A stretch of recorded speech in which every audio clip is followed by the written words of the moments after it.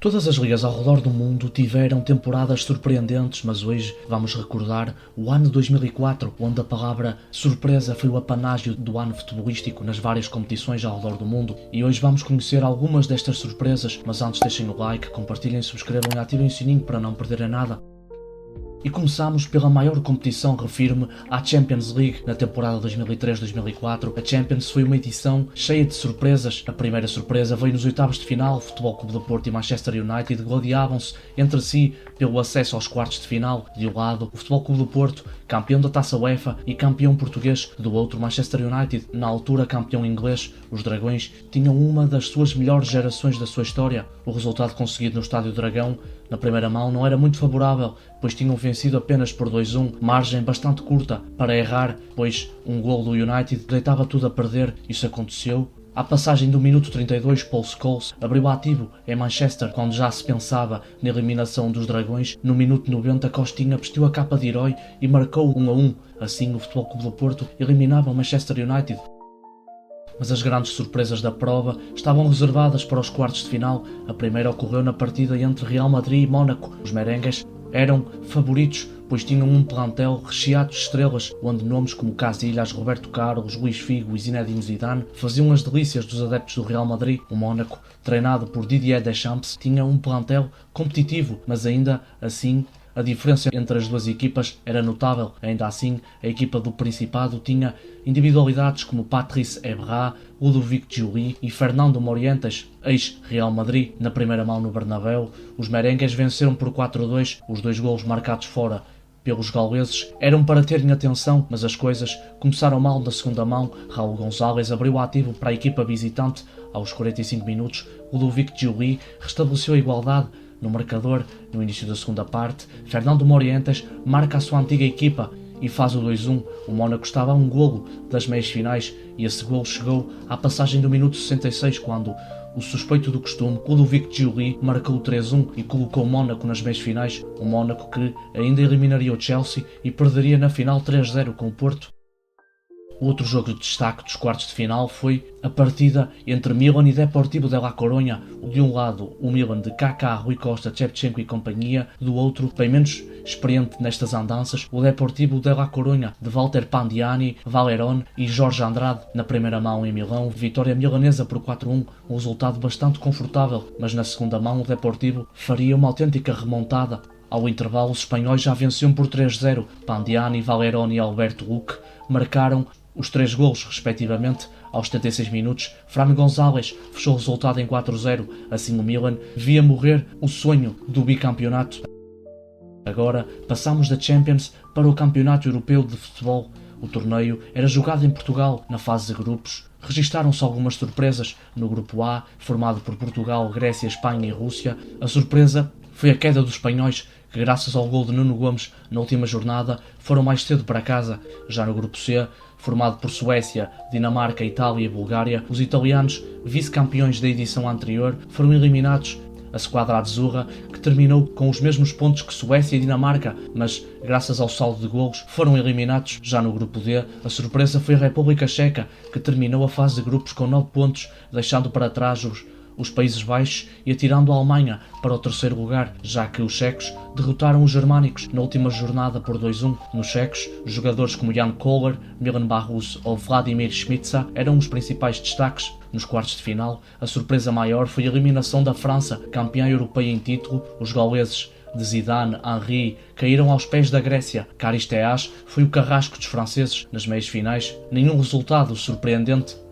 A surpresa viria na final. O dia era 4 de julho de 2004. O Estádio da Luz estava cheio para ver o Portugal-Grécia. Os russos eram favoritos, com jogadores como Deco, Rui Costa, Nuno Gomes e Ricardo Carvalho, para além dos 62 mil pessoas que puxavam por Portugal. Mas os gregos já tinham provado do que eram capazes, já que na jornada inaugural a Grécia venceu Portugal por 2-1. Caristeias jogou o Estádio da Luz aos 57 minutos, deixando os portugueses incrédulos que viam a Grécia levantar o troféu no seu próprio estádio. Agora passamos do Campeonato Europeu para a Bundesliga. A Bundesliga que nesse ano teria um campeão surpreendente, o Werder Bremen, que acabou com o domínio do Bayern de Munique, que tinha uma equipa muito interessante, onde jogadores como Schweinsteiger, Michael Ballack e o ponta de lança Roy Mackay eram um destaque. Já do lado do Werder Bremen, o principal destaque era o brasileiro Ailton, que foi o melhor marcador da Bundesliga desse ano, com 28 golos. A equipa treinada por Thomas Schaff também tinha outras individualidades, como Christian Schulz, Frank Baumann, Fabian Ernst e Borowski, que faziam parte deste plantel bastante equilibrado. O Werder Bremen terminou a Bundesliga com 6 pontos de vantagem sobre o Bayern de Munique em 34 jogos, somou 22 vitórias, 8 empates e 4 derrotas, sagraram-se campeões frente ao Bayern de Munique em vitória por 3-1. O Werder Bremen também venceria a Taça da Alemanha nesse ano, com vitória 3-2 frente ao Alemannia Aachen. Agora saímos da Alemanha para aterrar na Inglaterra, onde a Premier League nesse ano iria ver o Arsenal de Wenger fazer história, pois o Arsenal sagraria-se campeão invicto da Premier League, feito que até hoje ninguém alcançou. Nesta equipa, o Arsenal tinha no seu plantel uma mistura de jogadores jovens e promissores, como Fabregas ou Robin van Persie, e jogadores mais experientes, como Robert Pires, Henry ou Patrick Vieira. Se na Liga dos Campeões e nas taças a temporada passou ao lado dos objetivos dos Gunners, era na Premier League que Wenger e a sua trupe iriam encantar o futebol com um futebol envolvente. Os Gunners venceram a Premier League com 26 vitórias, 12 empates e 0 derrotas, com Henry a ser o melhor marcador da prova, com 30 golos marcados. O Arsenal, que nessa edição da Premier League protagonizou jogos fantásticos, como as 2 vitórias frente ao Chelsea, o 4-2 frente ao Liverpool ou a goleada 5-0 frente ao Leeds United. E assim o Arsenal fazia história com os Invencíveis. Agora saímos do futebol europeu para aterrar na América do Sul para conhecer a edição da Taça Libertadores de 2004. Esta edição da competição também teve um campeão surpreendente. Refiro aos colombianos do Once Caldas, clube de boa memória para o Futebol Clube do Porto, já que, em dezembro de 2004, os Dragões venceram os colombianos na final da Taça Intercontinental nos penaltis. Mas voltando à Libertadores, o Once Caldas fez a festa na fase de grupos. Os colombianos, em 6 jogos, venceram 4, empataram 1 e perderam 1. Perderam apenas para o Vélez Sarsfield, da Argentina, que ficou pelo caminho. Nos oitavos de final, o alvo a bater era o Barcelona de Guayaquil, do Equador. O Once Caldas empatou as 2 partidas 0-0 e 1-1, respectivamente, mas na marca dos 11 metros, os colombianos foram mais competentes, onde o guarda-redes Zenal foi herói.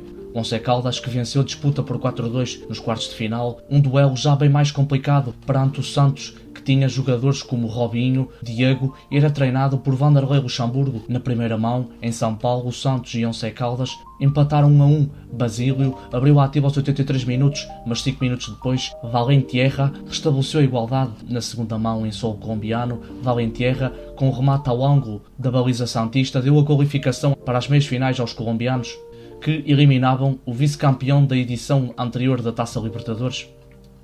Nas meias finais, mais uma equipa brasileira, desta feita o São Paulo. Na primeira mão no Morumbi, o Nulo não saiu do marcador, mas o guarda-redes Zenal continuou a ser herói, fazendo defesas importantes para segurar o resultado. Na segunda mão, tivemos um jogo bem mais equilibrado, com as 2 equipas a procurar o golo. Aos 26 minutos, Alcácer abriu ativo para o Once Caldas. Vale lembrar que o São Paulo tinha jogadores como Grafite ou Luís Fabiano, e sem esquecer o icónico Rogério Ceni, mas perto do fim, Agudelo foi o herói e fez o 2-1 final para o Once Caldas, que fazia história, pois era a primeira vez que a equipa se classificava para uma final na Libertadores. Na final, o adversário era o Boca Juniors. No primeiro jogo na La Bombonera, mais um empate a 0, o Once Caldas, que fechou bem os caminhos para a baliza de Anal, mas na segunda mão em solo colombiano, os papéis inverteram-se. O Once Caldas atacou, Viáfara abriu ativo aos 7 minutos perante um Boca Juniors que continuava bem fechado na defesa, e de forma letal, Bordiço fez 1-1, o que levou o jogo para os penaltis, onde os guarda-redes foram importantes. O Boca Juniors, que falhou todos os 4 penaltis convertidos. Já o Once Caldas falhou 2, vitória colombiana por 2-0, e assim o Once Caldas fazia história. Este foi o vídeo, espero que vocês tenham gostado, deixem o like, compartilhem, subscrevam e ativem o sininho para não perderem nada.